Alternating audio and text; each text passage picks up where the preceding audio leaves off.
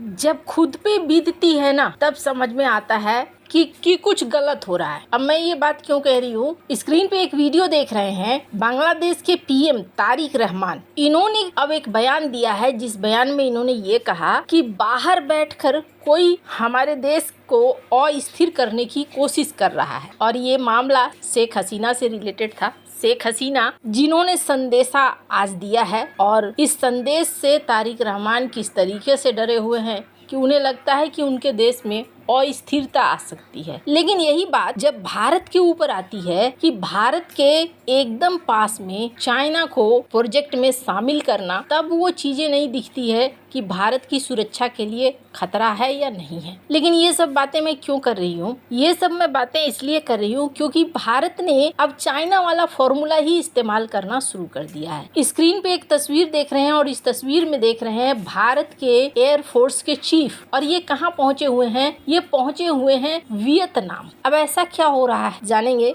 वहीं फिलीपींस की तरफ से तो एक बड़ा ऐलान भी किया गया है। हमेशा की तरह जानने को मिलेगा बहुत कुछ। आइए जानते हैं इन खबरों को विस्तार से। भारत के जो ये छोटे छोटे पड़ोसी हैं ना, या तो गिरफ्त में फंसे हुए हैं सुपर पावर्स के, या फिर ये जरूरत से ज्यादा चालाक हो जाते हैं अपने फायदे के लिए। अब स्क्रीन पे एक आर्टिकल देखिए, जिस आर्टिकल में ये श्रीलंका गार्जियन का ये आर्टिकल है, और इस आर्टिकल में ये कहा जा रहा है कि चाइना भारत के बसों को रिप्लेस कर रहा है श्रीलंका के अंदर। अब ऐसा तो नहीं है कि श्रीलंका ने ऑर्डर नहीं दिया होगा, श्रीलंका ने ऑर्डर दिया होगा कि हमें चाइनीज बस खरीदने हैं, और यही वजह है कि वहाँ पर रिप्लेसमेंट हो रही होगी। तो यहाँ अब से पहले तक यही देखने को मिलता था कि भारत के अशोक और टाटा के बसेस 1960 से चलते आए हैं, और यही श्रीलंका के पैसेंजर सिस्टम के रीढ़ की हड्डी रहे। लेकिन अब श्रीलंका को चाइना की बसेस पसंद आ रही है, जबकि ऐसा नहीं है कि भारत श्रीलंका को मदद नहीं कर रहा है। कई लहजे पे, कई तबके पे, कई लेवल पे मदद कर रहा है। अभी भारत के फॉरेन सेक्रेटरी मिस्री पहुंचे हैं श्रीलंका बातचीत करने के लिए भी, बायलैटरल विजिट के लिए भी। तो भारत के पड़ोसी अभी कुछ ऐसे हो गए हैं।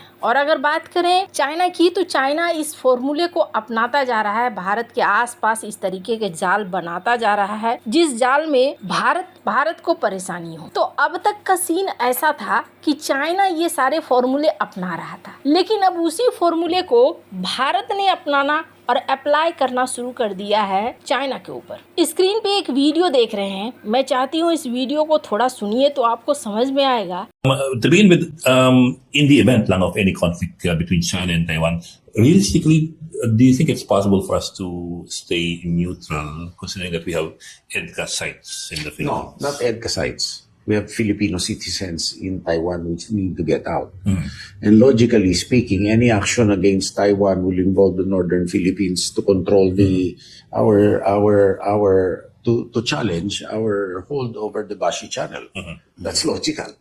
कि यहाँ साउथ चाइना सी में मामला कितना ज्यादा गंभीर है। फिलीपींस के ये डिफेंस सेक्रेटरी है, इन्होंने क्या कहा, इन्होंने कहा कि ताइवान पर चीन की कोई भी कार्रवाई फिलीपींस को इस लड़ाई में खींच लेगी। फिलीपींस के रक्षा अधिकारी हाल के सालों में कई बार कह चुके हैं कि ताइवान के आसपास युद्ध होता है तो फिलीपींस पर उसका प्रभाव पड़ेगा, क्योंकि दोनों भौगोलिक रूप से बहुत करीब हैं। फिलीपींस में अमेरिकी सैन्य ठिकानों तक अमेरिका की पहुंच है। लाखों फिलीपीन नागरिक ताइवान में काम करते हैं, इसलिए ये कहना फिलीपींस पूरी तरीके से अलग रह पाएगा ये कठिन है। क्या ये फिलीपींस की आधिकारिक नीति है कि वो ताइवान के लिए चीन से लड़ेगा? अभी तक इन्होंने नहीं है। वन चाइना पॉलिसी की इन्होंने अभी तक समर्थन किया, लेकिन इन्होंने अमेरिका के साथ भी डिफेंस ट्रीटी साइन कर रखा है। अमेरिका, जापान फिलीपींस को चीन के खिलाफ एक गठबंधन में शामिल भी कर रहा है। फिलीपींस के राजदूत ने भारत को लेकर कहा था, साउथ चाइना सी में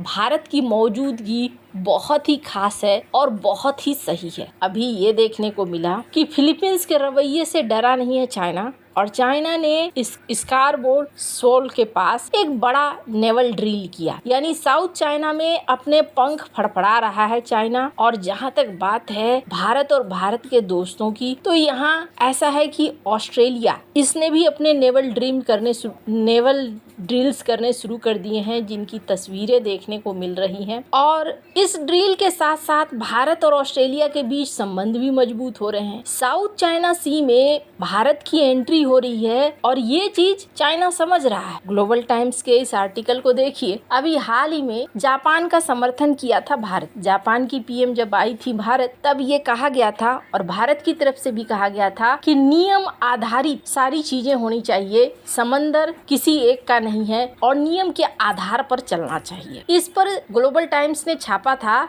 कि भारत अवसर देख रहा है, यानी अभी भारत को मौका मिला है तो मौके के हिसाब से भारत काम करने की कोशिश कर रहा है। ऐसा ही काम चाइना खुद भी करता है, लेकिन उससे भी बड़ा मौका अब भारत को उसके साथ मिल गया है जिसने चाइना को बुरी तरीके से हराया था। अब पहले मैं आपको ये बता दूं उससे पहले कि अमेरिका ऐसा नहीं है कि इस जगह पे पीछे हट रहा है। इंडिया टुडे की इस खबर को देखिए। इंडो पैसिफिक को लेकर इन्होंने कहा कि चाइना को हम यहाँ पर आक्रामक नहीं होने देंगे। एडमिरल पापारोव इनका कहना है ये कि इंडो पैसिफिक में अगर चाइना चाहेगा कि हम आक्रामक हो जाएं तो हम आक्रामक नहीं होने देंगे। पर रही बात कि भारत किसी के ऊपर भरोसा नहीं करता है और भारत अपने हिसाब से चलता है, अपने हिसाब से मजबूत करता है। इंडोनेशिया, फिलीपींस और उसके बाद वियतनाम। भारत वायुसेना प्रमुख 3 से 5 अगस्त की यात्रा के लिए वियतनाम पहुंचे थे और इस यात्रा का मेन मकसद क्या था? भारत और वियतनाम के बीच डिफेंस,